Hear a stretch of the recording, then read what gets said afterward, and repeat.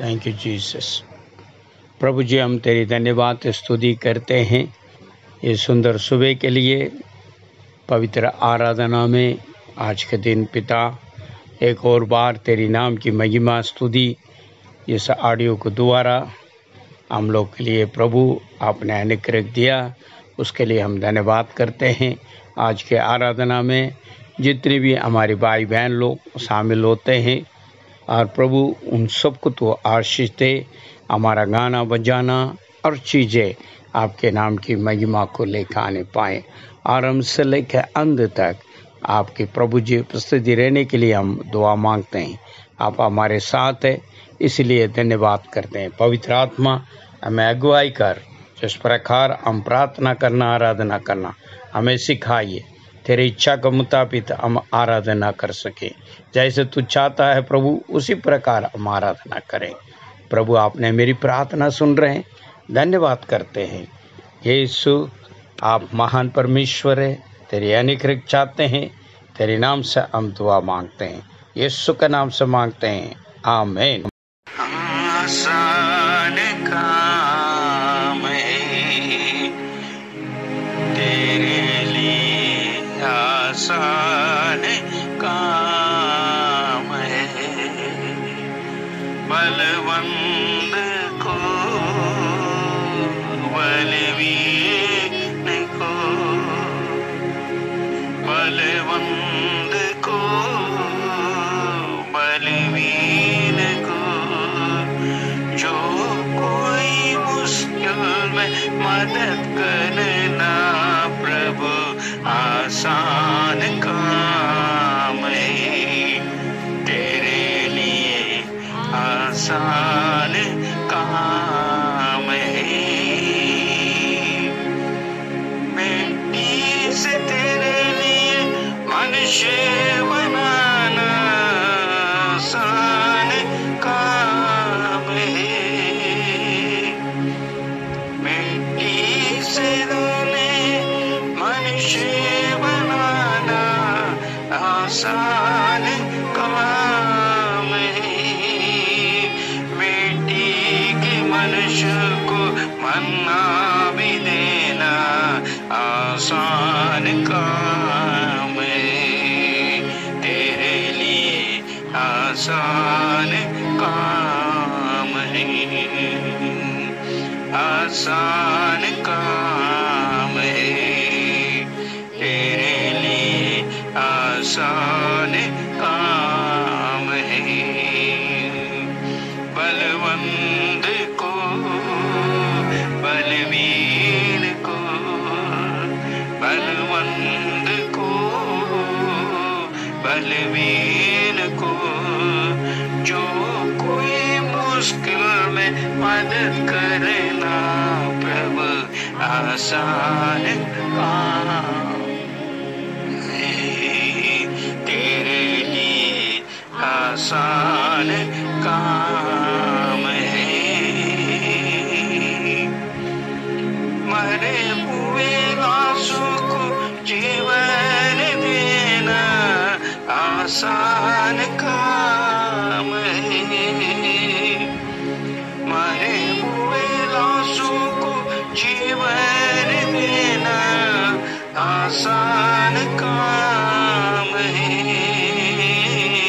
बीमार व्यक्ति को चंगाई देना आसान काम है। बीमार व्यक्ति को चंगाई देना आसान काम है तेरे लिए, आसान काम है।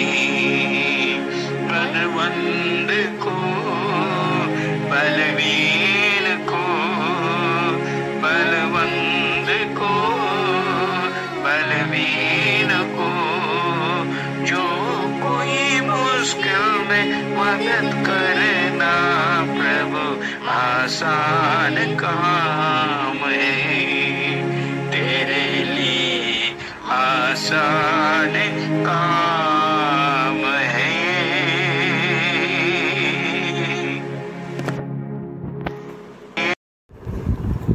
धन्यवाद धन्यवाद पिता, मैं आपका धन्यवाद स्तुति करती हूँ यीशु राजा। आपने पूरा सप्ताह आपने हमें संभाल के रखा, अपने पंखों तले छिपा कर पिता। अभी हम सब मिलकर आपकी आराधना स्तुति करने जा रहे हैं। आप अपनी पवित्र आत्मा के द्वारा अगुवाई कीजिएगा आराधना स्तुति करने के लिए। आराधना के द्वारा हमारा आराधना ताज़ा अभिषेक प्राप्त करते हुए और आराधना के द्वारा पूरी कलेश या छुटकारा चंगाई प्राप्त करने पाए और आपके नाम की महिमा करने पाए। ये छोटी सी प्रार्थना मैं यीशु मसीह के नाम से मांगती हूँ, आमीन। क्वायर के साथ मिलके हम परमेश्वर की आराधना करेंगे। सभी मिलके हम परमेश्वर की स्तुति और धन्यवाद और आराधना करेंगे।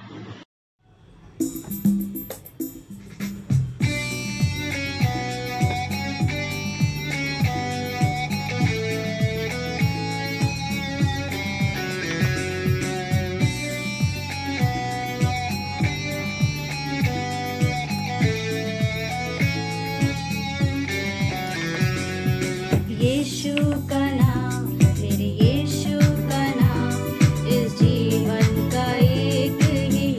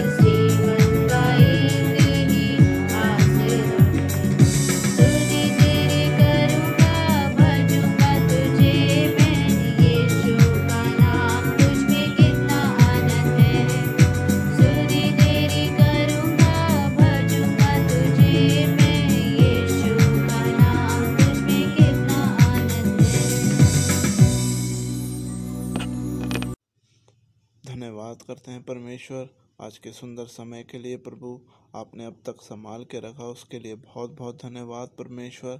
बहुत सारी परेशानियां, दुख, तकलीफ आई प्रभु, पर आपने सबसे निकाला, उसके लिए धन्यवाद परमेश्वर। आज की सर्विस के लिए प्रभु हम आपके पास आते हैं। हमारा जो भी गाना बजाना, वचन पढ़ना, अंगीकार, स्तुति प्रभु, सब तुझे ग्रहण योग्य होने पाए प्रभु। जैसा तू चाहता है कि हम बने, हम दिखें, हम बोलें, हम करें प्रभु, ऐसा तू आज हमें बना। धन्यवाद करते हैं पिता, आप राजाओं के राजा, परमेश्वरों के परमेश्वर, आप स्तुति के योग्य हैं प्रभु, आप ही आराधना के योग्य हैं प्रभु। आपका वचन बताता है, न पृथ्वी पर न पृथ्वी के नीचे हमें कोई दूसरा नाम नहीं दिया जिससे हम उद्धार पा सकें प्रभु। इसलिए आज के दिन प्रभु एक दया और विनती के साथ आपके चरणों में आते हैं प्रभु, जैसा तू चाहता है हमें बना प्रभु। प्रभु आज के दिन जो भी हम वचन सुनते हैं उसको सुनने के लिए अच्छा कान दीजिए और एक ग्रहण योग्य करने वाला हृदय दीजिए। आपके पवित्र वचन हमारी हृदय की पट्टी पर लिखने पाए प्रभु। धन्यवाद करते हैं पिता उस दास के लिए जो आज वचन बताने जा रहा है प्रभु। वो नहीं प्रभु, तो उनके द्वारा बोलने पाए, एक अच्छी सामर्थ, एक अच्छा अभिषेक से भरना प्रभु। धन्यवाद करते हैं ये जो भी हम वचन सुन रहे हैं वो हमारे जीवन पे काम करने पाए। ये छोटी सी विनती आपके प्यारे बेटे यीशु मसीह के नाम से मांगते हैं, आमीन। Praise God, hallelujah, praise the Lord, hallelujah। आइए हम क्वायर के साथ दूसरा गीतों को हम गाएंगे परमेश्वर के नाम की महिमा के लिए। जिसको भी ये गाना आता है हम मिलकर परमेश्वर के नाम की महिमा के लिए क्वायर के साथ मिलकर इस गाने को गाएंगे।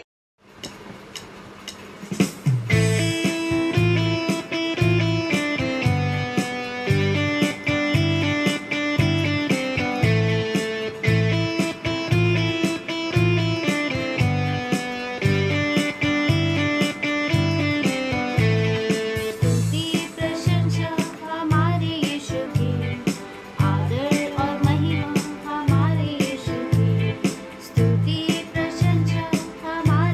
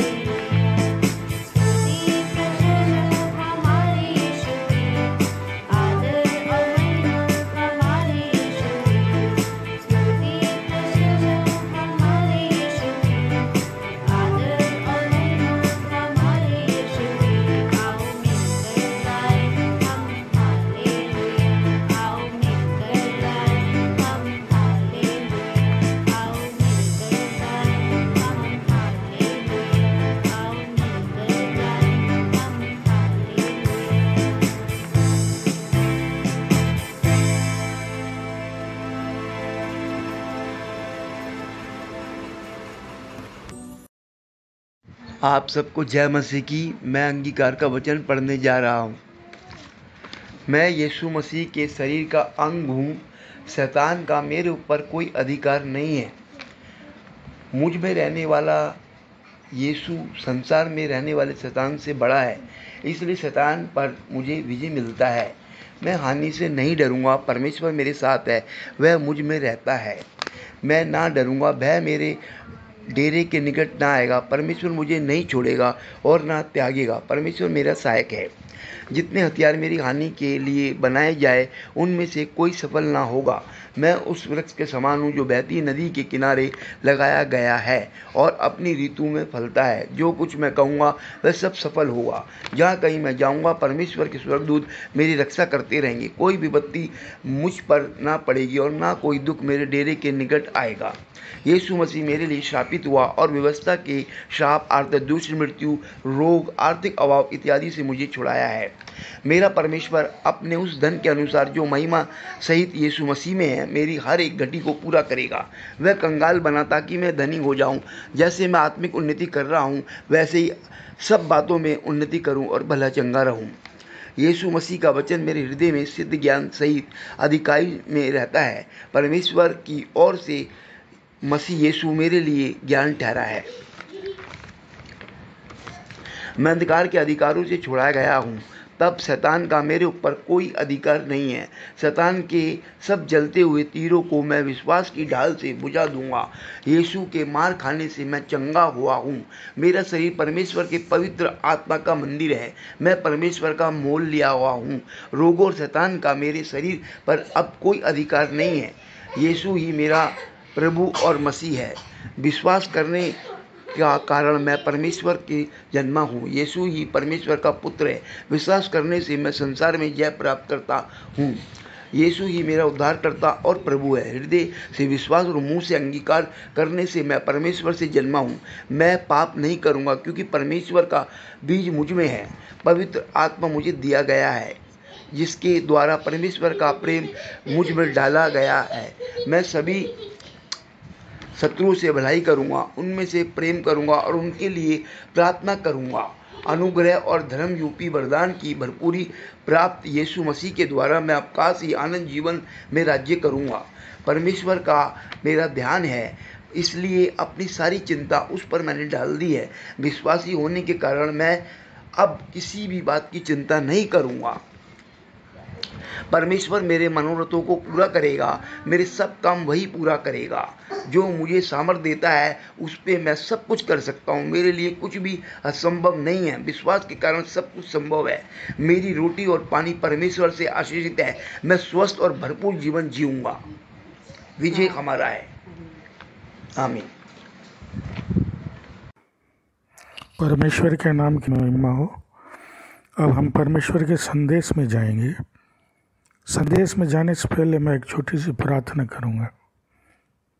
हे सर्वशक्तिमान परमेश्वर, धन्यवाद करते हैं पिता तेरा, तूने जीवन में एक बार और मौका दिया प्रभु कि तेरे वचनों को तेरे विश्वासियों तक पहुंचा सकूं। प्रभु धन्यवाद करता हूं इसके लिए।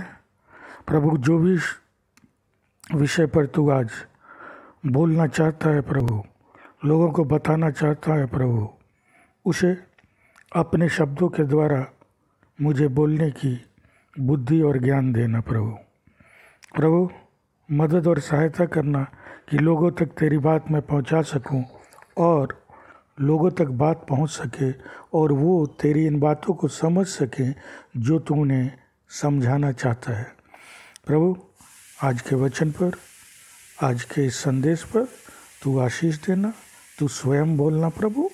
इसके लिए भी तेरा धन्यवाद करता हूँ ताकि तू मेरी मदद और सहायता करेगा प्रभु। धन्यवाद करता हूँ। प्रार्थना को प्रभु यीशु मसीह के नाम से मांगता हूँ, आमीन। आइए अब परमेश्वर के संदेश में जाएंगे और आज जो परमेश्वर हमें बताएगा उसे हम ध्यान देकर सुनेंगे तो हम अपने बहुत से प्रश्नों का उत्तर पालेंगे। देखिए, यदि हम लोगों ने कभी ध्यान से यह विचार किया होगा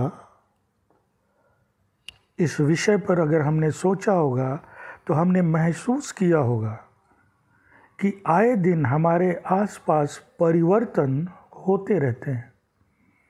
बचपन से लेकर अब तक की उम्र में आपके शारीरिक रूप में भी अनेकों परिवर्तन हुए होंगे, बहुत से बदलाव आए होंगे।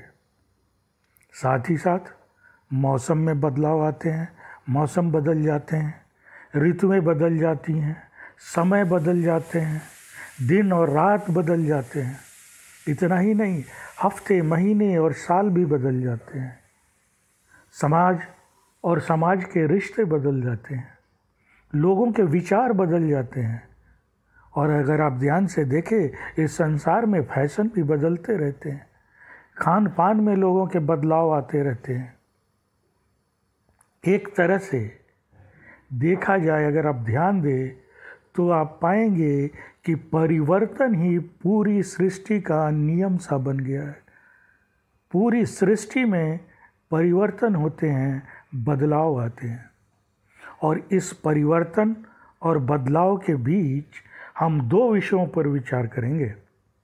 सबसे पहले यह सोचकर देखें कि इस सृष्टि में होने वाले इस परिवर्तन पर किसका नियंत्रण है।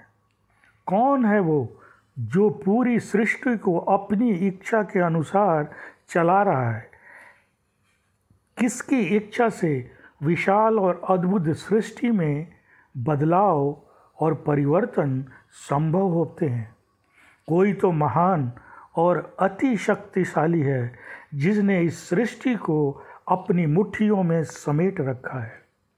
और यदि आप ध्यान से परमेश्वर के वचनों को देखेंगे तो आप प्रेरितों के काम 17 और 24 में ये पाएंगे, जहाँ पर यह कहा गया है, प्रेरितों के काम 17वां अध्याय 24वां वचन, परमेश्वर जिसने जगत और उसमें की सब वस्तुओं को बनाया वही स्वर्ग और पृथ्वी का प्रभु है।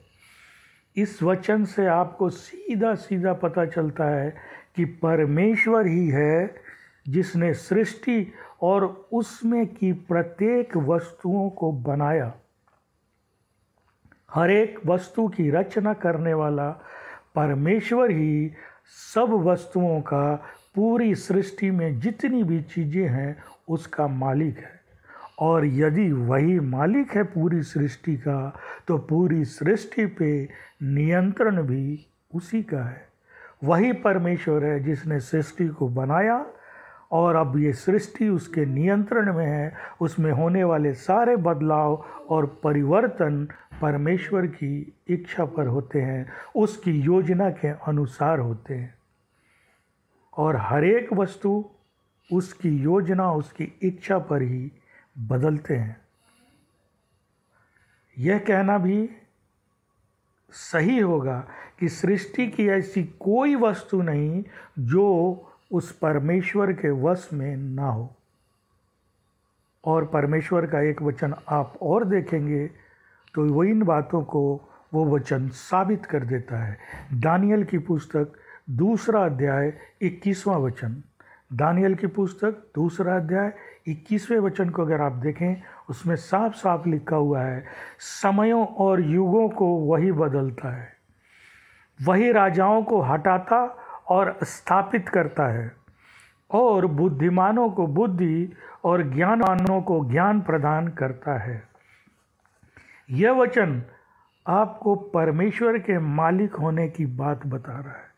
समय और पूरा युग उसकी मुट्ठी में है, उसी की मुट्ठी में है, क्योंकि समयों और युगों को वही बदलता है, ये वचन कहता है।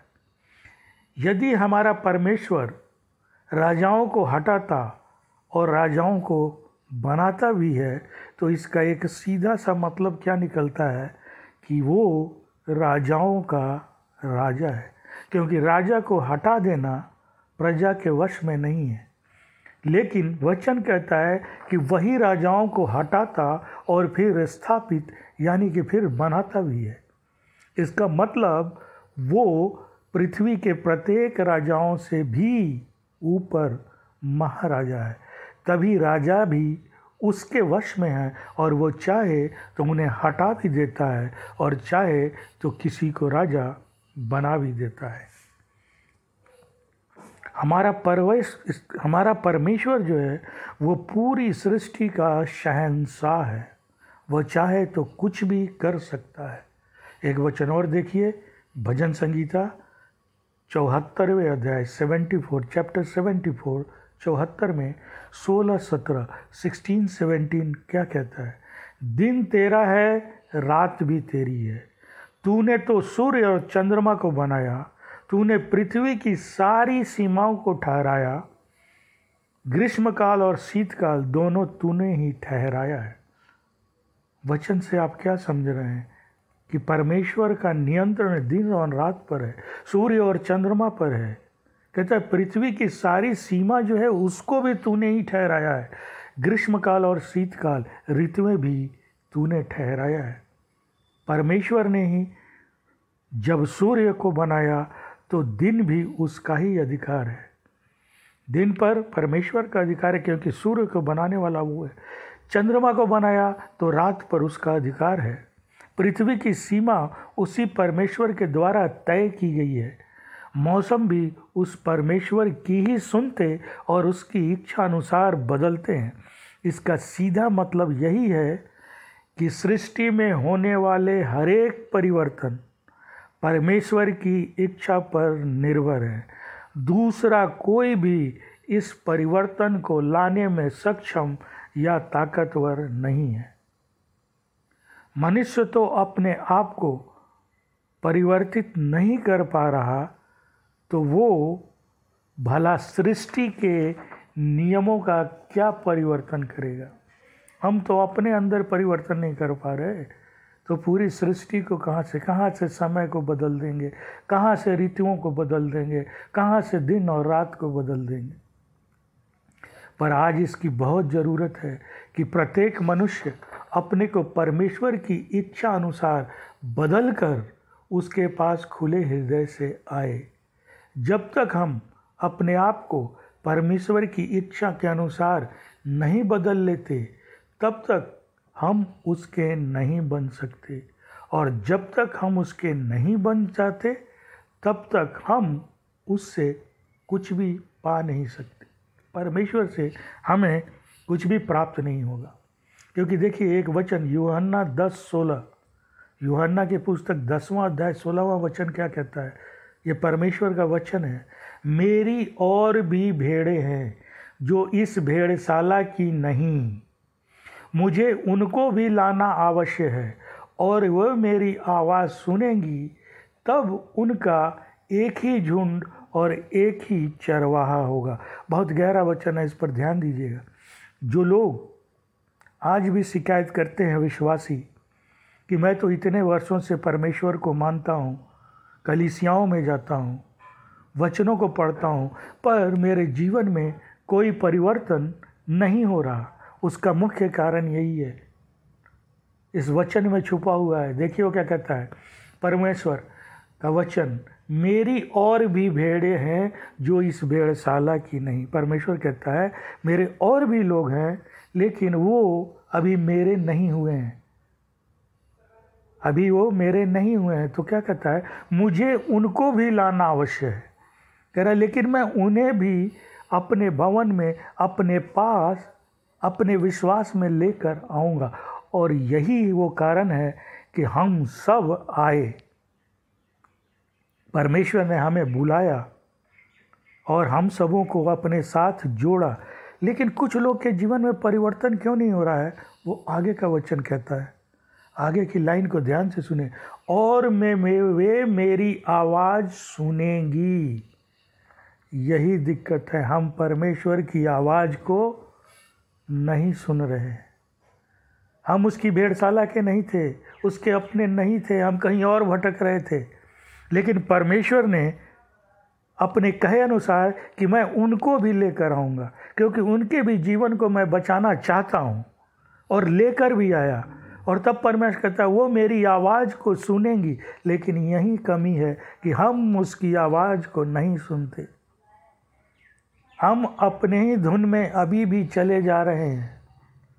और यही कारण है कि फिर हमारे जीवन में परिवर्तन नहीं हो रहा, हमारे घर पर कोई परिवर्तन नहीं हो रहा, हमारे बाल बच्चों में कोई परिवर्तन नहीं हो रहा, क्योंकि हम उसकी आवाज़ को अनसुना करते हैं। वो लाया, हम आए, उसने हमें जोड़ा, हम जुड़ गए, लेकिन आवाज़ को आज भी अनसुनी कर रहे हैं।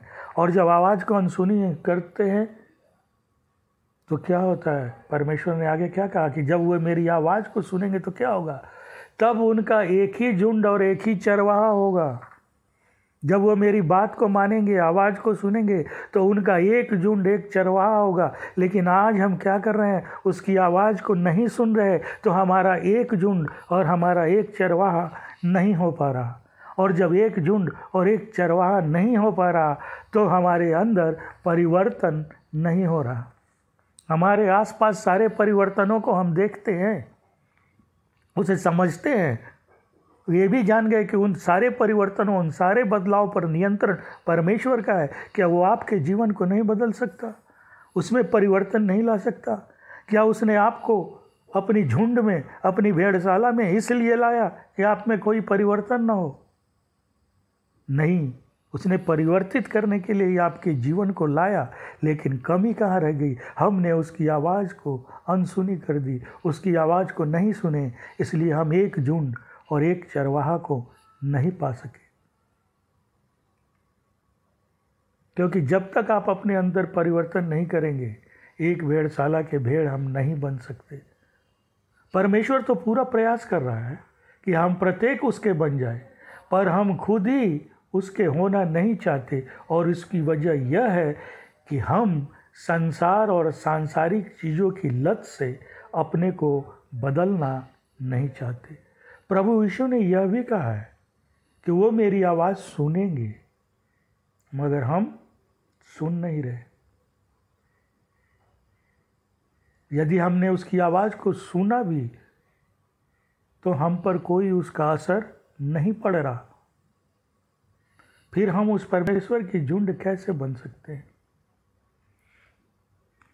यदि कोई परमेश्वर का बनना चाहता है, तो परमेश्वर का एक वचन जो पवित्र शास्त्र में है, उस पर ध्यान दीजिए।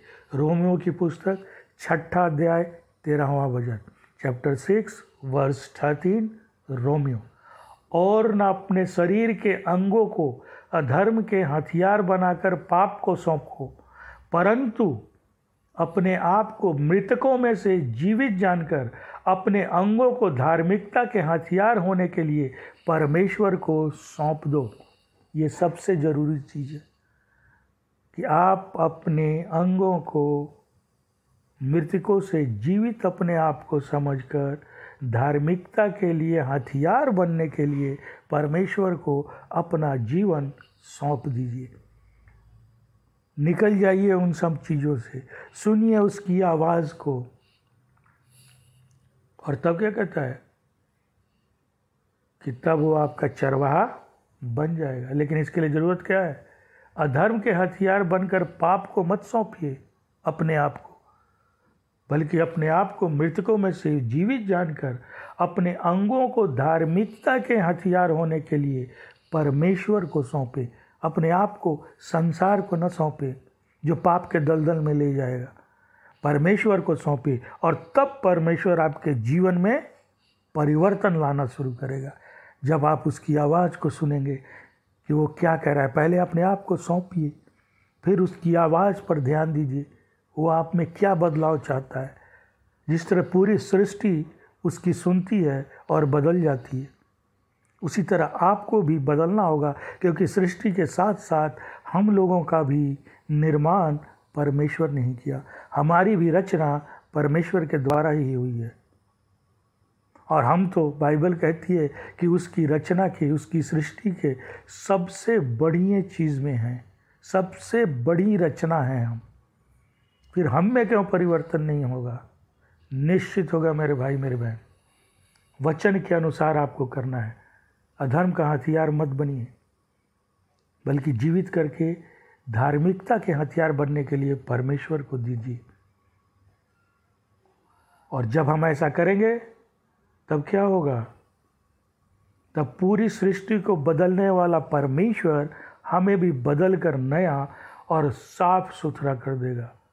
हमारा भी जीवन सिर्फ परमेश्वर के हाथ में ही आकर बदल सकता है और बदल जाता है। आपने बहुतों के जीवन में बदलते हुए देखा होगा, जो परमेश्वर की शरण में आए, परमेश्वर ने उनके जीवन को बदल दिया। आज वो कहाँ से कहाँ है। पर ऐसे लोगों को भी देखा होगा जो परमेश्वर के पास आए, परमेश्वर ने उनके जीवन को बदला, लेकिन वो फिर से बदल कर पाप के हथियार बन गए और फिर से उनके जीवन में कष्ट, दुख, तकलीफ, बीमारी, दुर्घटना होने लगी। फिर बैठ के कहते हैं मेरे जीवन को क्यों परिवर्तित नहीं कर रहा। आप उसकी आवाज़ नहीं सुन रहे।